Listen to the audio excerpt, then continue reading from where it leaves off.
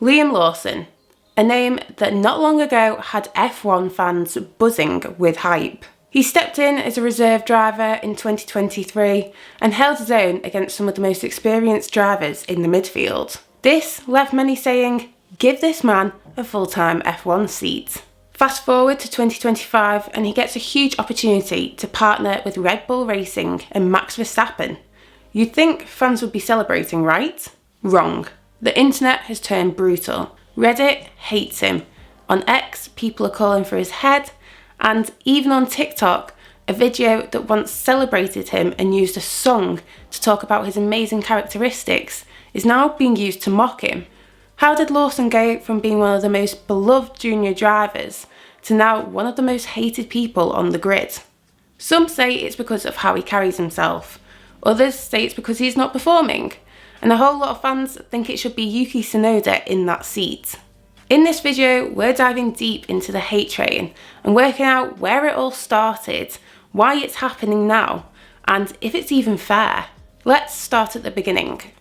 Before the Reddit threads, before Racing Balls, and before the memes, Lawson was one of the most exciting prospects in the Red Bull Junior pipeline. Born in New Zealand, Liam started karting at the age of 6. But unlike some of the other stars on today's grid, it was his single-seater performances that set him apart. Lawson won the 2019 Toyota Racing Series, the Rookies Championship in Euro Formula Open, and dominated in his one showing at the Asian F3 Championship. His debut in Formula 3 was uninspiring, and while he did place above his teammates, he finished 11th with MP Motorsports in the 2019 standings. A switch to high-tech, and the 2020 season was much better for Lawson, who was consistent, reliable and a front-runner in the championship for much of the year, ultimately finishing 5th with 6 podiums, including 3 wins. Graduating to F2, his year followed a similar pattern to that of his first year in F3. There were some decent performances, but mechanical issues and driver errors saw him finish 9th overall.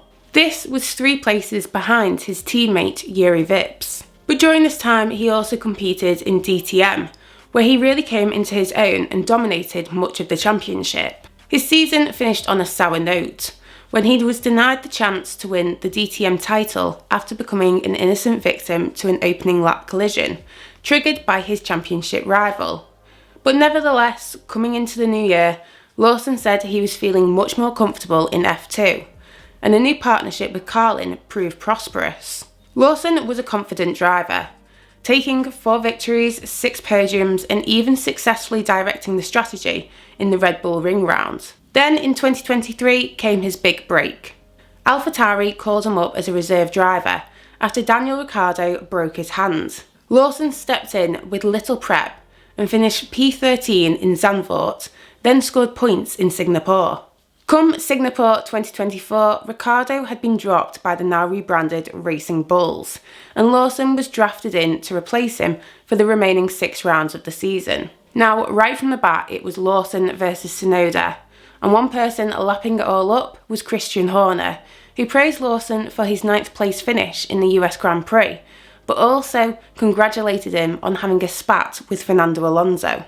Tensions didn't cool off the following race either, as in Mexico City at Sergio Perez's home race, Lawson collided with the Red Bull on lap 19, and then later in the race raised his middle finger while passing him. The confrontations across successive weekends led to an interview with Sky Sports, where Lawson said he wasn't here to make friends, a comment that had a mixed reaction with fans. Now, to be fair, this mentality is not new. Alonso literally built a career off not caring what people think. But compared to Lawson, Alonso has wins, he has titles.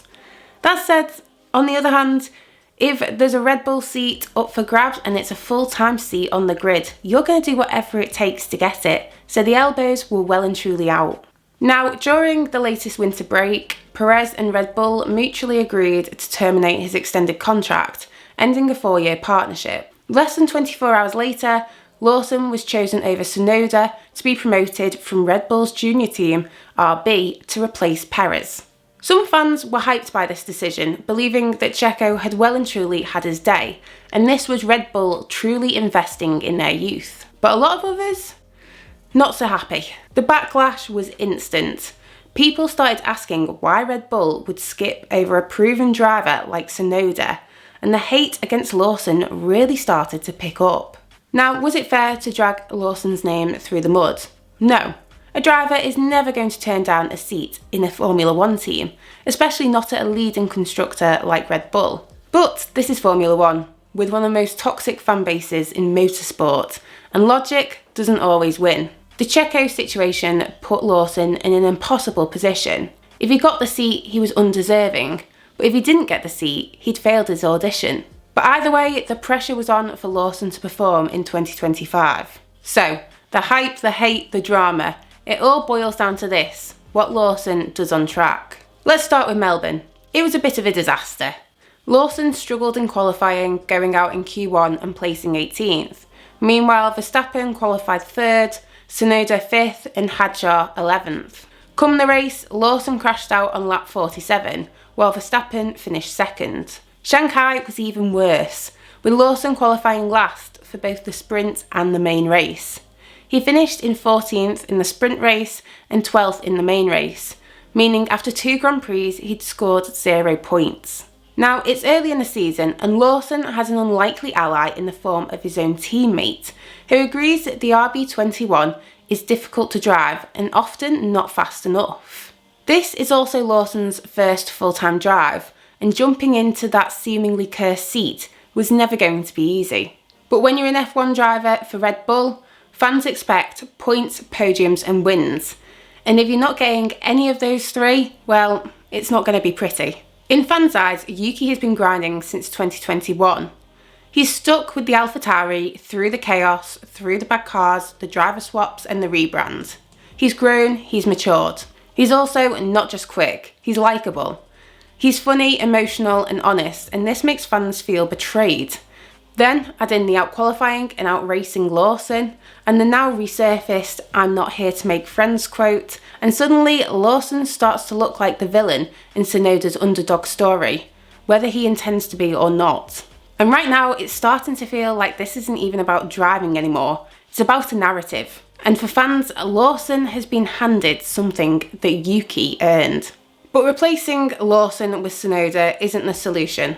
Red Bull have made their decision and they need to stick with it and offer Lawson their full support. The RB21, a car that has clearly been tailored to suit Verstappen's driving style, needs to be adapted to fit Lawson's strengths. Right now it's obvious that Lawson is struggling with understeer, especially in tight corners. And that's not just a driver issue, it's also a setup one. Unlocking Lawson's potential will take time, data and trust. The problem?